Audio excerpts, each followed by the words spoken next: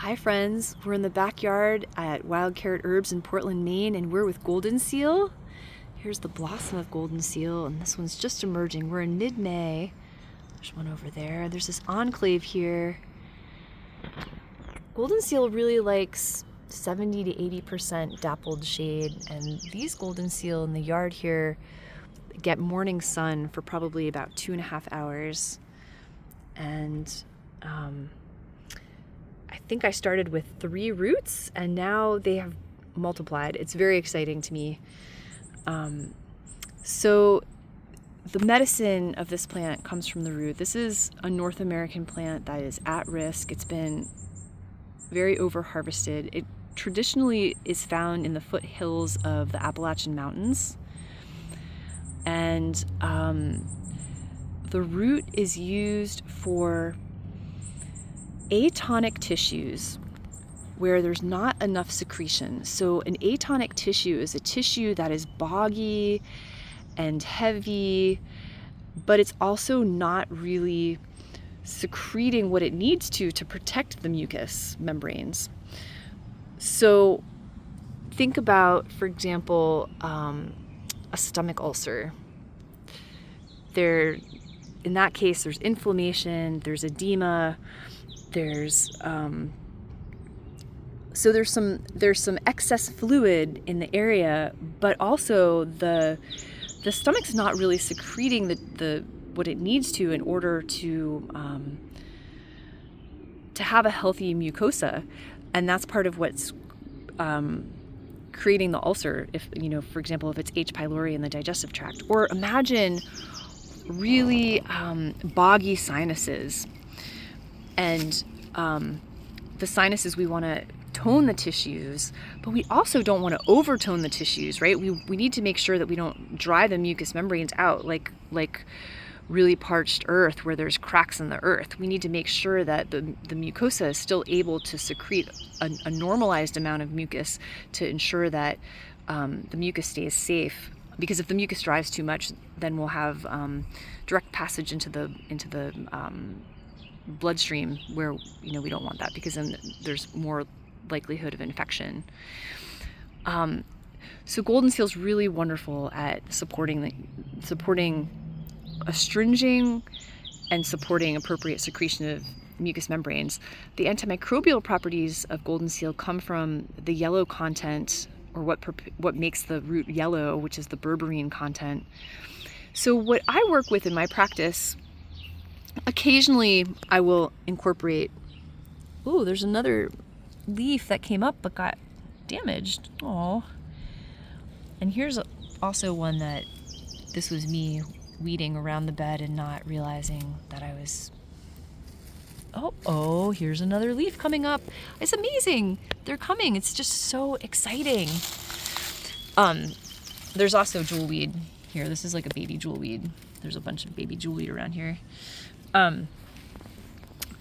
So in my practice, I will often substitute, not that we can substitute herbs exactly, that's not exactly the word that I'm looking for, but out of not wanting to overharvest Goldenseal, what I will sometimes do is combine Oregon grapefruit with cinnamon. So the cinnamon warms the tissues. I mean, Goldenseal is a pretty cooling plant. But in this case, the cinnamon will warm the tissues, and I use a little bit of glycerin in the tincture to draw out some of the mucilage from the cinnamon.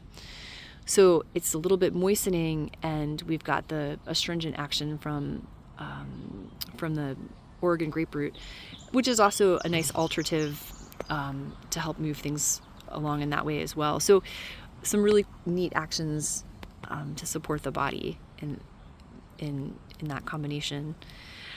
The other times that I've used Goldenseal, Jillian Stansberry, she talks about a formula, the hemp formula, which is Hydrastis, Goldenseal, echinacea, myrrh, and phytolacca or poke, equal parts for strep throat. And as a naturopathic physician, at the time that I heard her describe this formula, which was probably over 10 years ago, and now she's just she's going into retirement, she was saying that in her practice at that time, I think she'd only ever had to give antibiotics, I think twice in the 20 or so years that she'd been practicing at that point for strep throat, which is amazing. She had a family practice.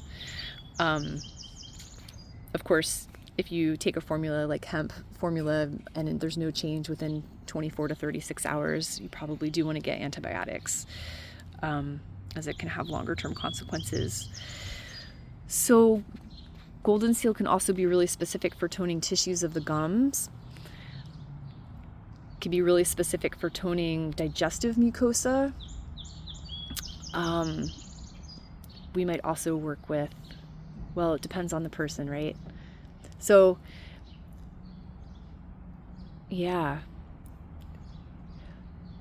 I do sometimes put this herb in a formula if someone has had a tick bite. Although we do also know that, oh my goodness, Japanese knotweed also has berberine in it. It has a yellow root as well. So we have some other options here, as does bayberry. Also has berberine and has some similar astringing options. Also supportive for mucous membrane. Bearberry. Oh my goodness. Let me make sure I tell you correctly. Barberry. Japanese barberry or American barberry. I think I said bayberry and then bearberry. So yeah, just knowing that we have other options, and also coptis, which is another native plant, also has berberine in it. Really hard to harvest that one. It takes a lot of root in order to make a tincture, and it's all of the roots of the coptis are connected to one another. The few times that I've harvested coptis, it was only in very, very special places, and it felt pretty invasive to harvest it. So just to know that. I've never actually harvested Goldenseal. I have it here in the backyard, but it's really just here to continue to proliferate and to honor the plant, not really to ever be used to harvest unless absolutely necessary. I think it would be possible to harvest a portion of the plant and then replace the remainder back in the earth, but I couldn't tell you that for certain. The root's not that long. It's about as long as a finger, like a little finger. All right, I talked a lot. Hope it was useful. Bye for now, friends.